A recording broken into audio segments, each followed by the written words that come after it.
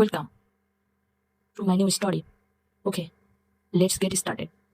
When I was 29, I made what everyone in my family called the dumbest financial decision of my life. I bought an old house, not a beautiful historic house, not a charming fixer-upper. I mean an ugly, rundown, half-abandoned house sitting at the end of a quiet street in a small town outside Seattle. The roof leaked. The paint was peeling. The yard looked like a jungle. Even the real estate agent seemed surprised that anyone wanted it. My parents hated the idea. My brother laughed. My cousins started calling it the haunted mansion. At every family gathering, somebody made a joke. How many raccoons live there now? Did the ghost charge rent this month? Everyone thought it was hilarious. I laughed along with them. But secretly, it bothered me because I had spent nearly all my savings on that place. I wasn't trying to become rich. I simply wanted some things that belonged to me. The first few months were brutal. Every weekend was spent fixing something. Broken pipes, damaged flooring, cracked walls. I learned more about home repairs from YouTube than I ever thought possible. Some nights I sat alone in the unfinished kitchen, wondering if everyone had been right. Maybe I had made a huge mistake. Then one rainy Saturday changed everything. I was removing old cabinets from the basement when I noticed something strange. The wall behind them sounded hollow. At first I ignored it. Old houses are full of odd noises. But curiosity got the better of me. I tapped again. Definitely hollow. I grabbed a flashlight and started investigating. Hidden behind decades of dust and paint was a small wooden panel. It looked like it hadn't been opened in years. My heart started racing. Every movie I had never seen suddenly entered my head. Buried teaser, secret documents, a serial killer's diary. Who knew? After struggling with the rusted latch for several minutes, I finally got it open. Inside was a small metal box. Nothing fancy, just a simple lockbox covered in dust. I cried it upper stage and spent almost an hour figuring out how to open it. When I finally did, I was shocked.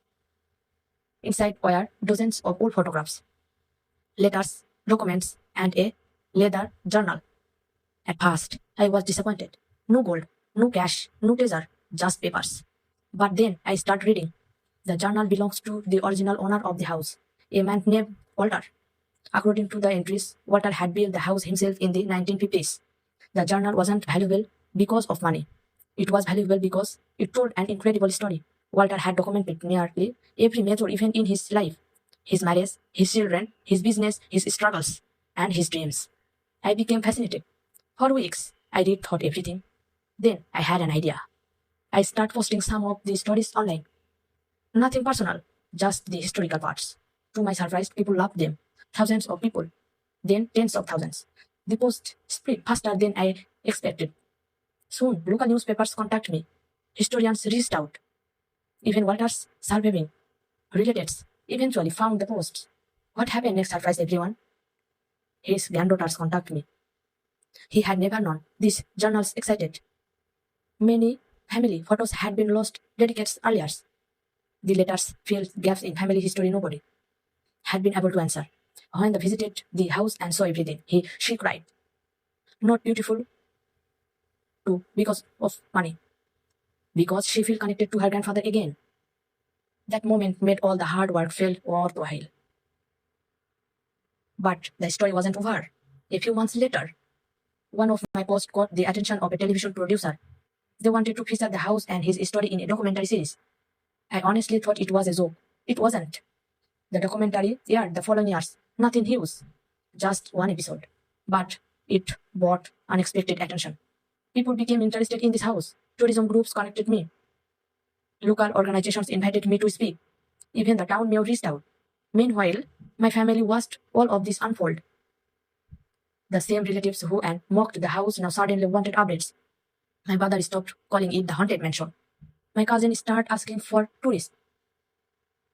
Funny how what works. Then came the moments I will never forget. One Thanksgiving dinner, my uncle asked a question. So, what do you think the house is worth now?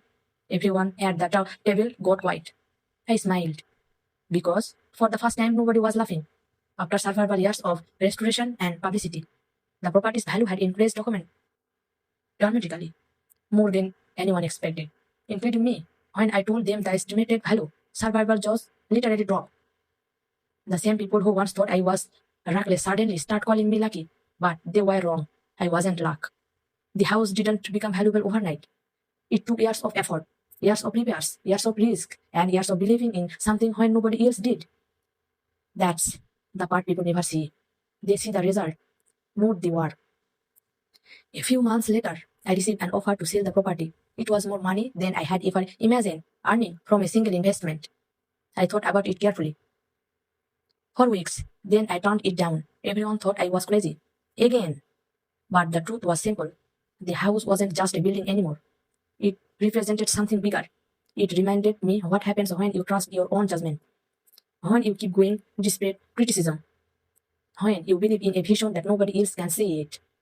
Today, I still live there. The roof no longer leaks.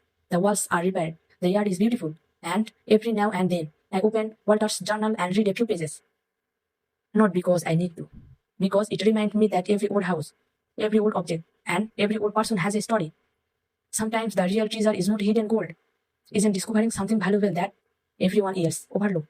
And sometimes the people laughing at your dream are simply seeing the beginning of a story, not the ending. Thank you.